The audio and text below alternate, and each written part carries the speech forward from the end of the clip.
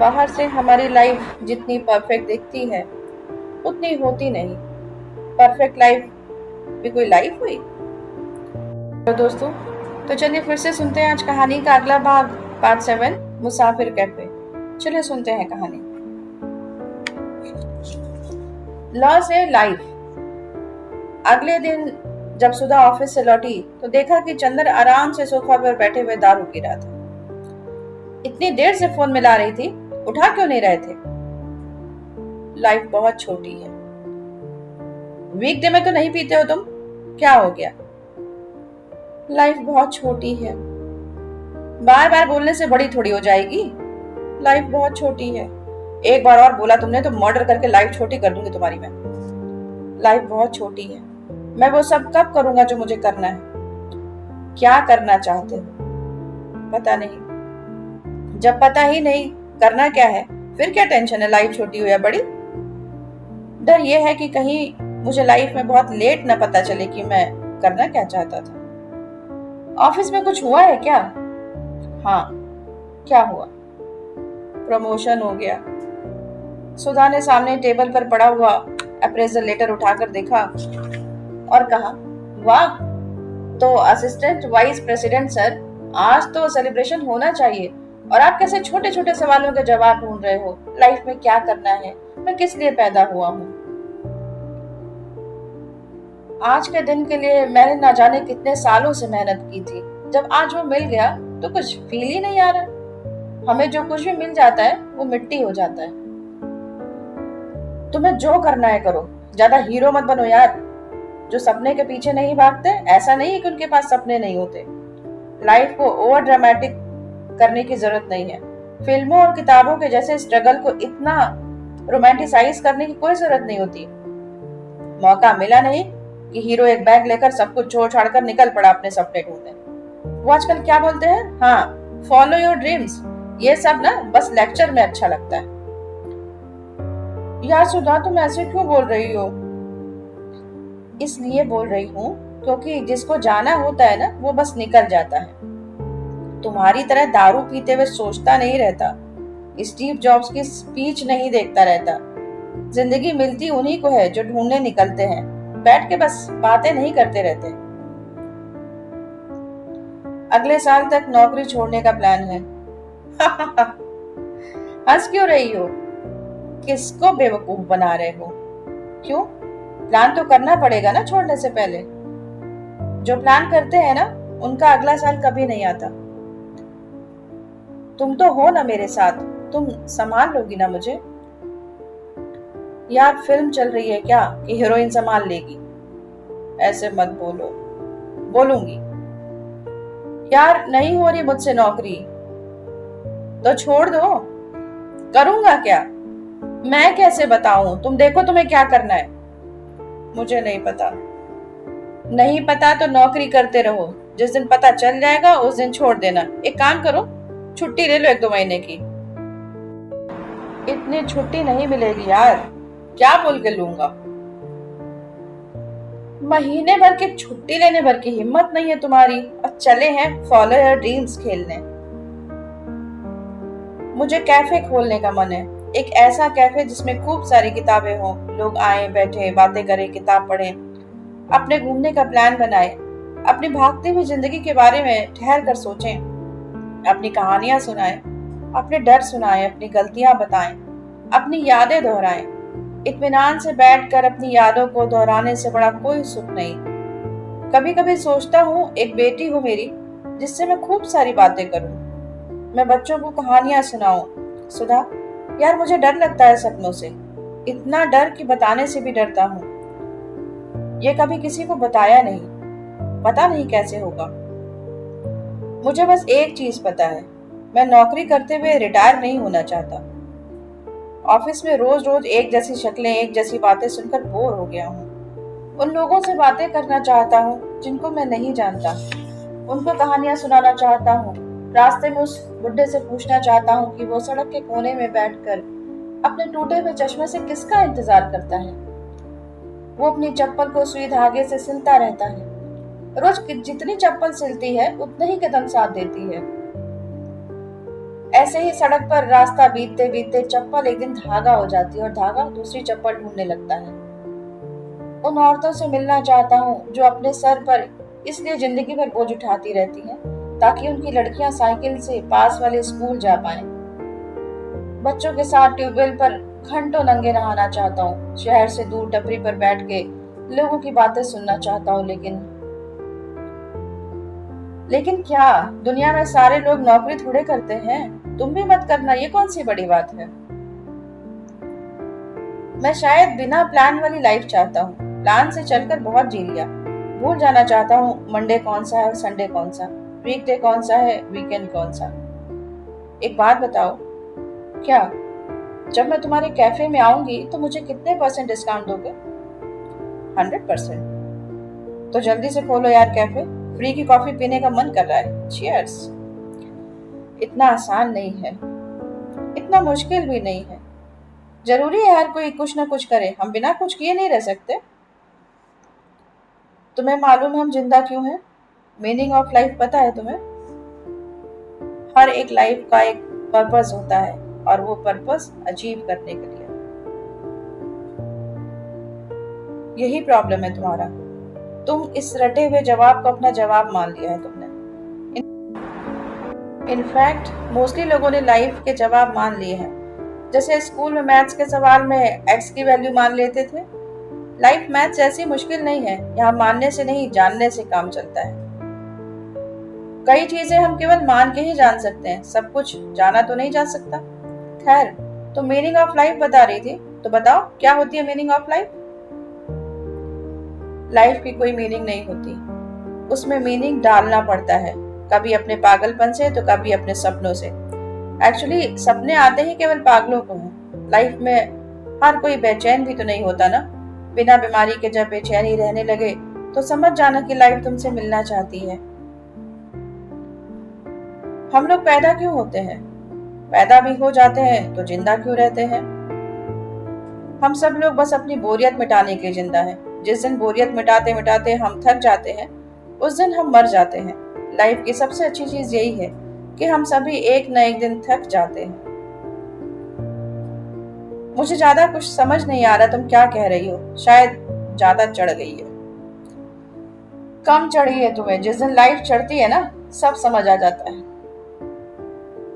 तुम्हें क्या चाहिए लाइफ से? ज्यादा कुछ नहीं, बस तुम्हारे कैफे में 100% डिस्काउंट। चंदर ये सुनने के बाद बड़ी देर तक खिड़की से बाहर आसमान में अपना कैफे, अपना बचपन, हजारों किताबें, बच्चों की आवाजें ढूंढने लगा। आसमान धुंधला था, लेकिन चंदर को कुछ कुछ साफ दिखाई और सुनाई देने लगा था। वहां से हनीमून स्वीट। प्रमोशन के बाद चंदर का काम थोड़ा बढ़ गया था। रोज घर से ऑफिस और ऑफिस से घर के बीच आते हुए रास्ते के ट्रैफिक में उसको ये एहसास होता था कि सब कुछ रिपीट हो रहा है, कुछ नया नहीं हो रहा लाइफ में। हम सभी की जिंदगी में एक दिन ऐसा आता ही है जब हम रोज सही पते पर पहुंचकर भी भटके हुए होते हैं। जब कुछ नया नहीं होता तो वो अक्सर सुधा से शादी के लिए पूछ लिया करता। अक्सर लोग शादी के लिए हाँ भी बस अपनी बोरियत मिटाने के लिए करते थे। चंदर बार बार शादी के लिए सुधा से पूछता, वो हर बार मना कर देती। हर बात एक ही बात से अपनी बात शुरू करती। हमारे बीच ऐसा क्या हो जाएगा शादी करके जो अभी नहीं हो सकता? एक चीज बता दो। हनीमून? बिना शादी के हनीमून तो नहीं हो सकता ना? क्यों नहीं हो सकता? चलते हैं अपने हनीमून पर। तुम पागल हो क्या? हनीमून पर बिना शादी के? तो उसमें क्या है, बताओ कहाँ जाना है तुम्हें हनीमून पर? मैं ऑनलाइन ढूंढती हूँ, जहाँ का पैकेज सस्ता मिलेगा वहां चलते हैं। सीरियसली यार, बड़े अजीब हो तुम। लड़की हनीमून जाने के लिए पूछ रही है और तुम उस नई नवेली दुल्हन जैसे शर्मा रहे हो जो सुहागरात से पहले दूध का बड़ा वाला ग्लास देख के शर्माती है। ये देखो, अमेजिंग अंडमान का पैकेज मिल रहा है, वो भी 40% डिस्काउंट पे। कितने दिन का है? दिन का क्या करोगे? पूरी 7 रातों का है, करा रही हूँ ये वाला। मुझे बिना शादी के हनीमून पे जाना थोड़ा अजीब लग रहा है। चलो यार, तुम्हारे असली हनीमून से पहले थोड़ी प्रैक्टिस भी हो जाएगी। मैट्रिमोनियल साइट पर अपने वर्क एक्सपीरियंस के साथ हनीमून का एक्सपीरियंस लिख देना, फिर देखना कितने रिश्ते आते हैं। खेले खाए हुए लड़के पसंद होते हैं लड़कियों को। हनीमून मजाक है ना तुम्हारे लिए? लाइफ भी मजाक है, लाइफ को जितना सीरियसली लोगे ना, लाइफ उससे भी ज्यादा लेगी तुम्हारी। मुझे अजीब लग रहा है। ओए, तुम अजीब लगवाते रहना। पैकेज हो गया और पैकेज नॉन रिफंडेबल है। अब तो जाना ही पड़ेगा। कब निकलना है हमें? परसों फ्राइडे रात से। 5 दिन की छुट्टी ले लेना तुम। इतनी जल्दी? हाँ तो अब क्या शादी का वेट करें हैं तुम्हारे हनीमून के लिए? ये वाला ही डिस्काउंट में मिल रहा था। चलो अब मुझे मार्केट जाना है, बहुत तैयारी करनी है। क्या तैयारी? बस पैकिंग ही तो करनी है ना। मैं मेहंदी लगवाने जा रही हूँ। हनीमून पे थोड़ा शादी वाला फील भी तो आना चाहिए ना। सुधा जिंदगी को फील लेने के लिए कुछ भी कर सकती थी। इस बात से चंदर थोड़ा डरता भी था। सुधा ने न सिर्फ हाथों में बल्कि अपने पैरों में भी मेहंदी लगवाई। लाल रंग की चूड़ियां भी खरीद कर लाई। जब वो लौटी तो ठीक वैसी लग रही थी जैसी चंदर को अपने ख्यालों में दिखती थी। कैसी लग रही हूँ? बिल्कुल वैसी। वैसी कैसी बताओगे? एकदम वैसी जैसी तुम नींद में दिखाई पड़ती थी। अच्छा चलो एक फोटो खिंचवा लेते हैं। फोटो क्यों? क्या पता तुम्हें अब ये वाला सपना आना बंद हो जाए, तो कम से कम ऐसी एक फोटो तो होनी चाहिए ना।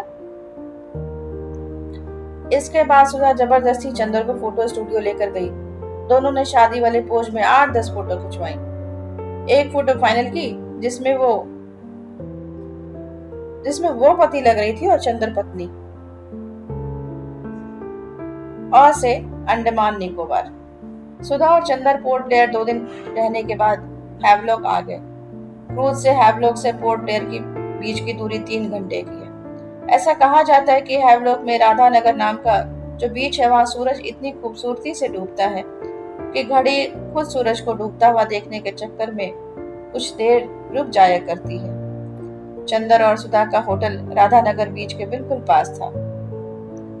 कमरे में जाकर चंदर ने टीवी ऑन किया तो देखा कि मुश्किल से 2-3 चैनल आ रहे थे और मोबाइल में सिग्नल आना बंद हुआ। कमरे में बिस्तर पर तौलिया दिल के शेप में सजा हुआ था। रंगीन खुशबू वाले फूल बिखरे हुए थे। बाथरूम ऊपर से खुला हुआ था। बाथरूम में सीधे सीधे धूप आती थी। बाथरूम देखकर ऐसा लग रहा था जैसे अगर यहाँ 2 लोग साथ नहीं नहाए तो बाथरूम बुरा माने सो माने। छत से छन के झांकती हुई धूप भी बुरा मान जाएगी। कमरे के बाहर 2 कुर्सियां पड़ी थीं। समंदर कमरे से केवल 100 मीटर की दूरी पर था। समंदर के पास भी कुछ एक कुर्सियां पड़ी हुई थी। कुर्सी के थोड़ा और आगे बढ़ने पर एक बेड जैसा रखा था, जैसा फिल्मों में होता है। कमरे में समंदर की आवाज एकदम साफ आ रही थी। पहली बार जब 2 लोग सबसे करीब आए होंगे तो वो जरूर समंदर का किनारा रहा होगा। सूरज डूब रहा होगा। उन दोनों लोगों ने दिन को डूबने से पहले रोकने की पहली कोशिश की होगी। दिन को रोकने की कोशिश में वो मिलकर पहली बार एक हुए होंगे। ऐसा एक हुए होंगे कि सूरज ने डूबने के बाद 15-20 मिनट उजाला रखा होगा ताकि वो धुंधले उजाले में खुलकर शाम हो जाए। दुनिया तब से ऐसे ही रोज शाम को इन 2 लोगों को खोजती है जो दिन को रोकना चाहते हैं। बस अब हमसे उस दुनिया से इतर छोटी सी बहुत सारी दुनिया बना ली है। इस नई दुनिया से हमें फुर्सत नहीं है और उस दुनिया में कदम रखने की पहली शर्त है फुर्सत। चंदर ने अपना मोबाइल बेड पर फेंकते हुए कहा, जगह तो बहुत अच्छी है, बस मोबाइल में सिग्नल नहीं आ रहा। सिग्नल क्या करना है तुमको? हनीमून पे आए हैं, वही करो जो हनीमून पे किया जाता है। क्या किया जाता है हनीमून पे? तुम्हें नहीं पता? मुझे तो नहीं पता। मेरा पहला हनीमून है ना। मैंने तो जैसे हनीमून में एमबीए किया है। कुछ तो आइडिया होगा तुम्हें कि क्या करते हैं लोग हनीमून पर? बातें करते होंगे। 2 लोग वैसे भी बातों से ज्यादा अच्छा कुछ कर भी क्या ही सकते हैं। सेक्स से याद आया, सेक्स के जस्ट बाद वाली बातें सबसे अच्छी होती हैं। सेक्स के बाद कोई भी बात नहीं करना चाहता। एग्जैक्टली वही जो वो 2-3 मिनट बातें नहीं होती, वही तो होती है सबसे अच्छी बातें। तुम पागल हो। जो बातें नहीं होती वो बातें सबसे अच्छी होती हैं। पता भी है क्या बोल रही हो? मुझे तो पता है क्या बोल रही हूँ। तुम कब समझोगे ये बातें? क्या समझना है? यही कि सेक्स के जस्ट बाद जब लड़की लड़के की आंख में जो कुछ ढूंढती है ना, वही होता है प्यार। और उस ढूंढने में जब पहली बार पलक झपकती है, वो होती है पहली बातचीत। खैर छोड़ो, समझ जाओगे, पहला हनीमून है ना तुम्हारा, धीरे धीरे सीख जाओगे। एक बात बोलूं? क्या मैं दोबारा समझाऊंगी? नहीं कुछ भी। तुम्हारी मेहंदी बहुत अच्छी लग रही है। चुप करो, इतनी भी अच्छी नहीं है। अच्छी है। वैसे समंदर पसंद है तुम्हें? जानबूझकर तुमने समंदर वाली जगह चूज की ना? हाँ और क्या। मुझे तो पानी से डर लगता है। मम्मी को एक पंडित जी ने बताया था कि मैं पानी से दूर रहा करूं। पंडित जी ने तो यह भी बोला होगा उस लड़की से भी दूर रखिएगा। वो तो सुना नहीं तुमने? अच्छा सुनो, एक बात बोलूं? क्या? नहाने चले? चलो। थोड़ा थोड़ा समझ आ रहा है वैसे मुझे। क्या? यही कि हनीमून पर क्या करते हैं? क्या करते हैं? थोड़ी बातें करते हैं और थोड़ा क्या बोलोगे? और थोड़े के लिए बोलना नहीं पड़ता। सुधा चंदर के साथ बाथरूम में आने वाली धूप, शावर का पानी, शैम्पू, सोप, सब साथ नहाए। नहाने के दौरान चंदर सुधा के बीच जो बातें हुई वो भी नहाई। सुधा चंदर को जहां तहां छूती जा रही थी। चंदर का उतना हिस्सा नहाता जा रहा था। कुछ देर में दोनों नहाकर नए हो गए। अंडमान के दिन ऐसे बीते जैसे वीसीआर में मूवी तेजी से फॉरवर्ड हो जाया करती थी। जहां दिखाई तो सब पड़ता था, लेकिन सुनाई कुछ नहीं पड़ता। जो दिन तेजी से बीत जाते हैं वो अच्छे होते हैं। अच्छे दिनों में रहते हुए कोई ठहर नहीं पाता, और दिन बीतने के बाद के दिनों में वो ठहरना ढूंढता है। जिंदगी असल में बस कुछ न कुछ ढूंढते रहने की ही कहानी है। कुछ ना मिला तो वो ढूंढना है जो नहीं मिला। जब वो मिल जाए तो वो कुछ नया ढूंढना शुरू कर देना। जिस दिन हमें पता चल जाता है कि हम सही में क्या ढूंढने आए हैं, ठीक उसी दिन जिंदगी हमारी तरफ पहला कदम बढ़ाकर हमें ढूंढना शुरू कर देती है। चंदर और सुधा ने हनीमून तो मना लिया, लेकिन चंदर इस रिश्ते में शादी ढूंढ रहा था, और सुधा क्या ढूंढ रही थी, उसको यह सवाल कभी इतना इम्पोर्टेंट लगा नहीं। दोस्तों, उम्मीद है कहानी पसंद आ रही होगी। पसंद आ रही है तो लाइक कीजिए, शेयर कीजिए, सब्सक्राइब कीजिए and hit the bell icon, जिससे कि आगे आने वाले सभी पार्ट के नोटिफिकेशन आपको मिलते रहे। तो सुनते रहिए कहानी, बने रहिए हमारे साथ। Story time with Aarti. Thank you so much.